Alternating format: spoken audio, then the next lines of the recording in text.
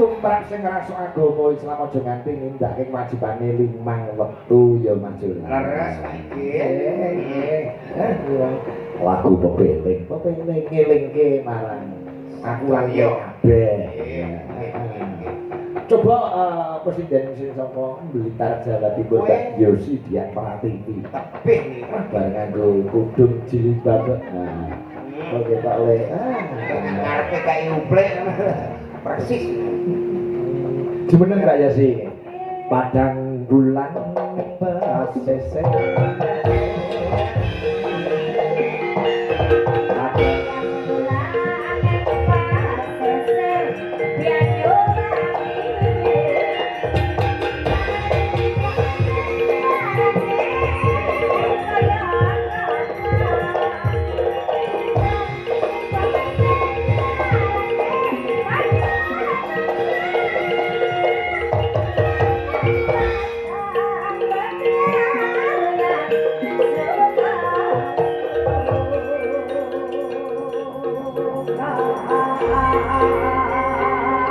Dalu Mbak Yosi. Dalu pucange Mbak Ibu Sugeng dalu. Assalamualaikum warahmatullahi wabarakatuh. Waalaikumsalam warahmatullahi wabarakatuh. Mengucapkan nopo dateng PT Puja Perkasa ingkang ambal warsa tapi ulang tahun kaping 17. Anjir, mugi-mugi PT Puja Perkasa semakin ngrembaka sukses dan berguna. Amin. Amin. Pancen dadi yo dalan iso alus jembatan pirang-pirang yo saka berkah PT Puja Perkasa. Lah nggih to. Nggih bangun ing IKN pirang-pirang. Nggih. Iya. Sok insyaallah kanca-kanca dikanthi Bobolan Nafi ning IKN. Wayangan ning mriko. Wayangan sik ruwatan saja karo wis wayangan. Iya. Kok ning IKN ngono iki perlu diruwat. Panggonane kersane tambah aman nyaman. Oh nggih, Mbak Yosi ora ijen ya dikancani karo Mbak Elisa karo Mbak Lucy. Wong jenenge bintang tamu. Lemah lembut. Aku suka. Mbak Lucy sing lemah lembut. Aja gayemi. Yuyu. Ngono ke jare ake anu. Saya gede. Awakku saya cilik. Saya cilik. Awakku saya cilik. Ini Mbak Lucy kalian Mbak Elisa. Elisa kene. Panas mlaku ora nggawa payung.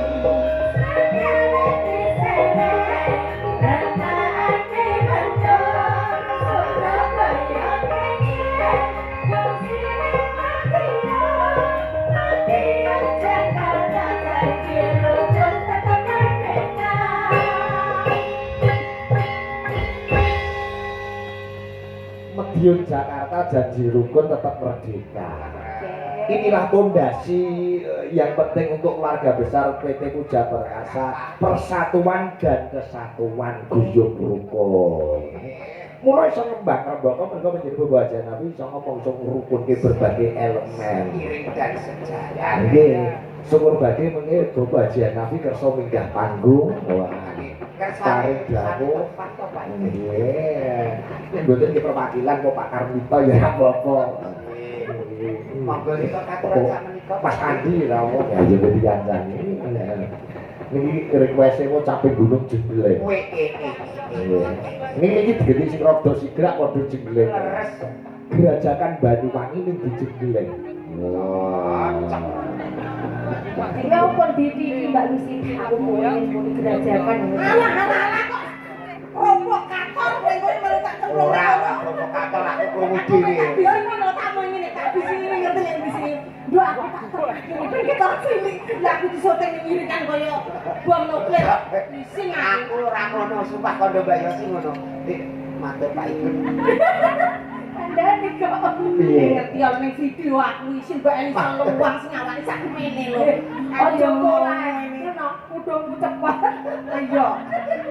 Aku setan foto pas. Kaya Superman. Aku nyontek aku lho Mas Siget iki malah aku mau ngene-ngene. Piye Mbak Lucy? Soal Pak Haji ki jawabku biar kalem ngono lho. Dadak dikuwundangi karo Sontolo yo kae tolan ranggenang isin aku. Wong iki asline ngono ki Mbak Kudu apa ya ngono Ora kuwi. mudar kabeh.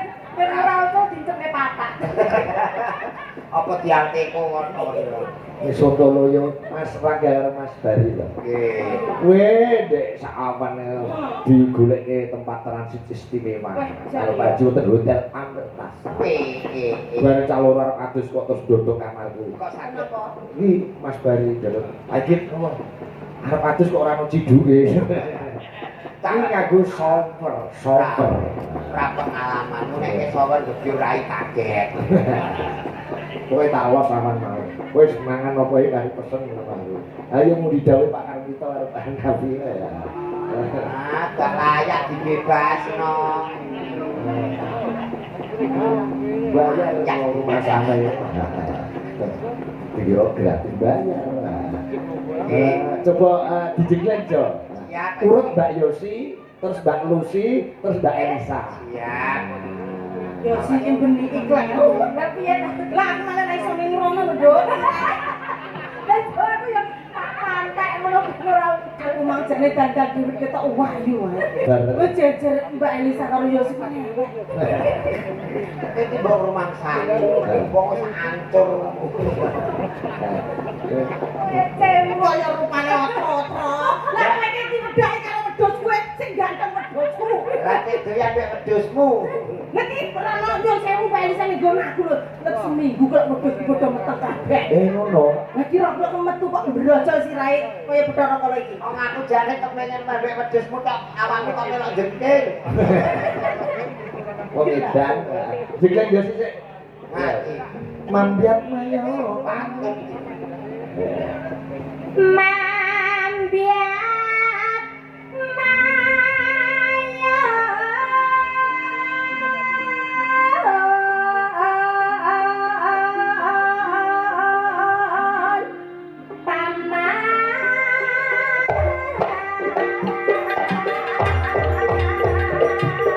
Mumpung so.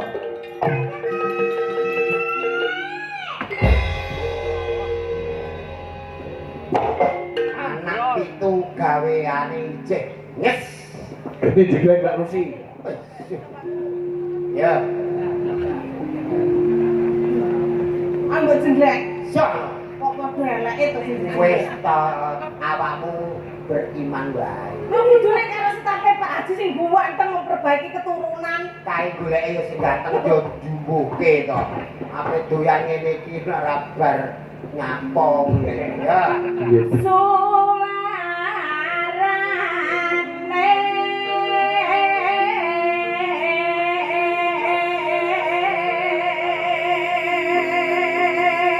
Awas Mas Rangga. gendeng belang.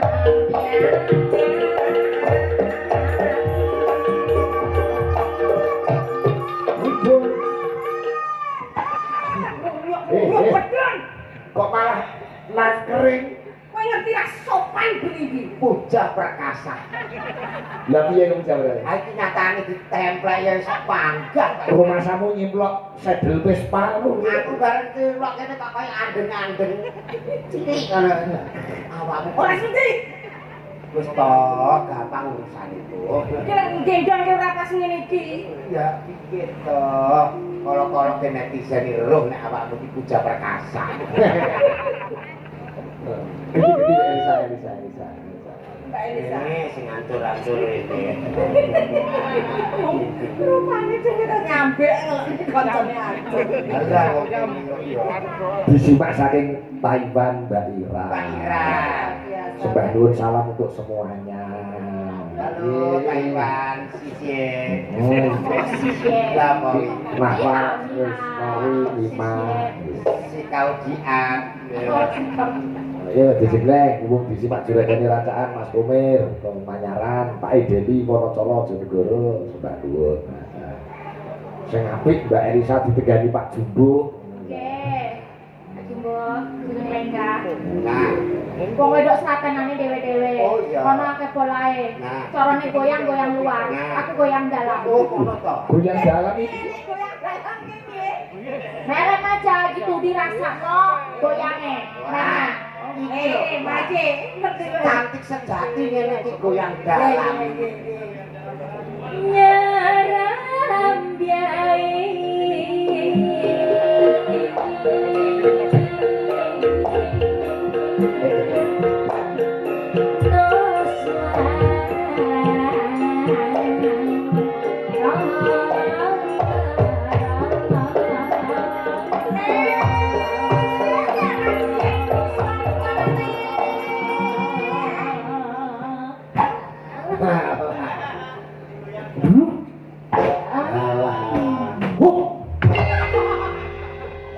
Kita karo Elisa tok ora cocok. Lampok niki. Oh, kono. Lek goyang dalem iki. Awakmu aja tiru ya. Kok nek tuk ngono. Goyang dalam. Iya sih, iya sih. Dari mana nih? Iya. Ya. Bejo kowe aja.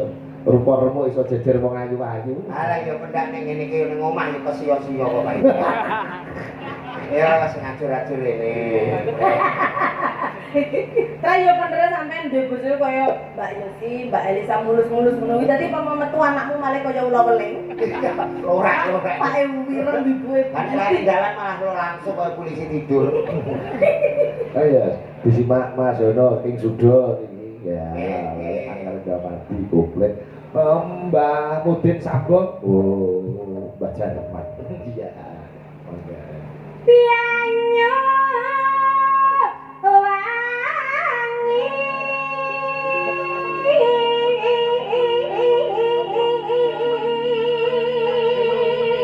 Ya biasalah ayo coba Biasa.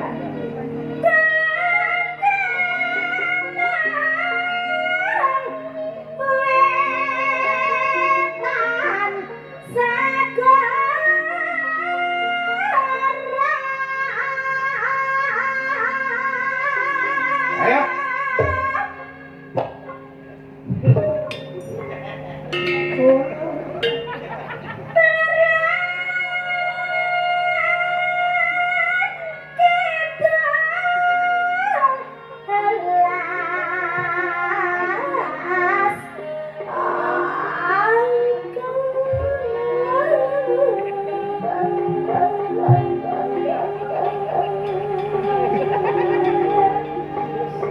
Cek apa dhewean ya.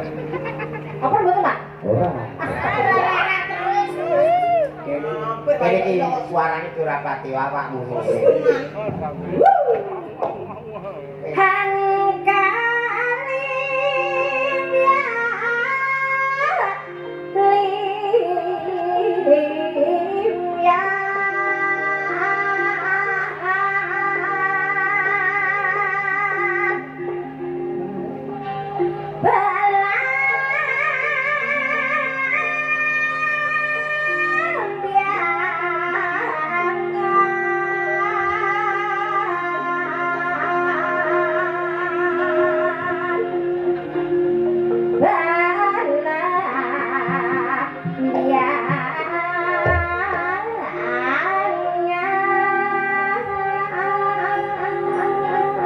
Oper Mbak Lucy.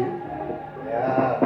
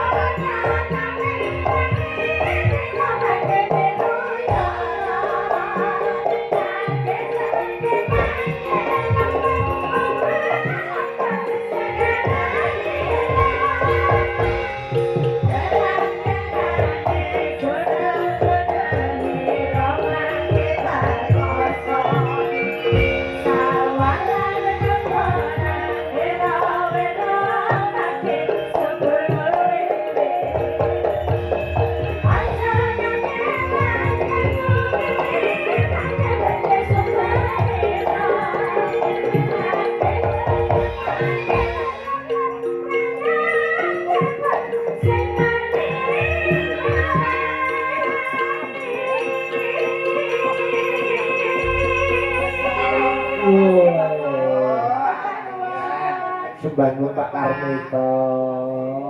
Saking Bapak Haji Hanafi. Matur suwun Pak Haji Hanafi. Berkah selalu. Gua pripun kok Pak Haji Hanafi oleh Gebati kali Pak Karmito sak kanca niku rawuh wis go blangkon pirang-pirang. Iya, disesuaikan event nek wayangan yo seragaman blangkon. Luar biasa. Kowe nunggu sik jo ngelekne pemandangan. Kula batin Pak iki. Kok kade ini ya Lek? Wah iki kudu manut karo Pak Jumbo kenalan. Nggih. Sapa ngerti iki terus dijak ning Gunung Merapi. Ajeng Itu, Mbak. Wayangan lho. Oh, masak beres kawak. Cemplung ning kamar Pak Dalan. Kok apik kok dadi jolang guling. Gerajakan Banyuwangi 3 Bidadari. Dados.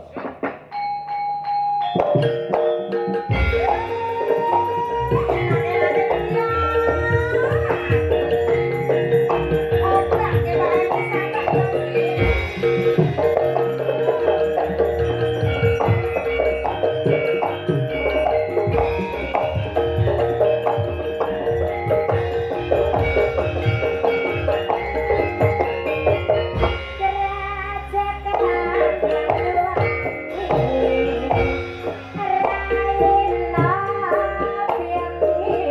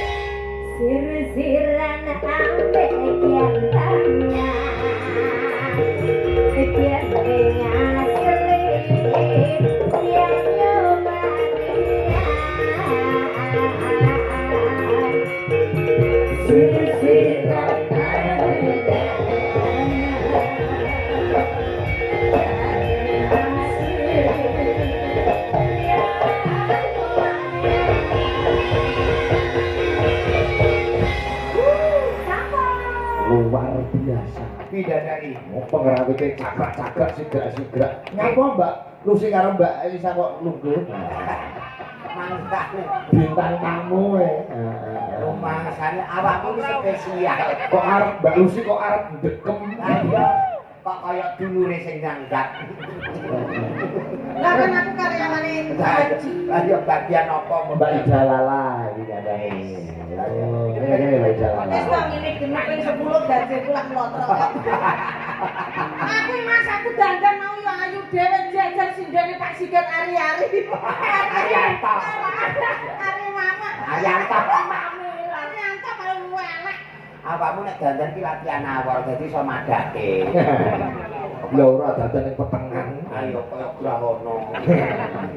Selamat malam Mbak Ida Lala. Selamat malam Mbak Icange, Mbak Limbo. Ulang tahun PT Puja Perkasa yang ke-17. Mengucapkan apa Mbak Ida? Khairun nas anfa'uhum linnas. Berguna, bermanfaat untuk sesama. Ngaten nggih. Yo so 95. Hah? Ya 95 saja. 95 piye to? Iya. Nggih, ada. Wih, elok iki. Coba makine kapesnan sejati wong telu. Wae, bang welek mendahan. Golek-elekan yo Mas. Aku sing kok saurunge mak cari ngendikan aku sendiri. Usule Mbak Ida, sok nek pas umroh julang kon ngejak jarene. Dia kan undiane tiba Mbak Ida, sok tahun ngarep umrohe kowe kon ngejak. Iki Pak Ki. Bayar. Lho ki ora apa-apa to wong melu kok. Iya. Kok darani umroh nunuk. Memberok ya, memberok. Iya, pengadil BPJS ya. Ora. Aku nek ngajak kowe numpak pesawat yang usuk lan. Lah pripun to ya. Ini sebut. Gawe copot kok. Sesuk nek anu ngasto sendal aja diuculi lho, Mas. Lah kok ora entuk dicuri to Mbak, lah ono karpete iki. Ya iya, ning rak ki ora mlebu musala dadi ya diasto. Ning pesawat iki sandale sepatune tetep dienggo ora dicopot ning tangga, ngejulang ngisi-ngisi kempok. Gayane ngandani wong mak cangek dhewe munggah motor mabur ya dicopot sepatune. Kok nek jamu petugas. Apa lu sendale nek bletoke? Apa? Copot kabeh. Nggih. Katresnan sejati filosofine kanggo naweni katresnane keluarga besar PT Puja Perkasa. Nggih. Luwih tresna lair batin.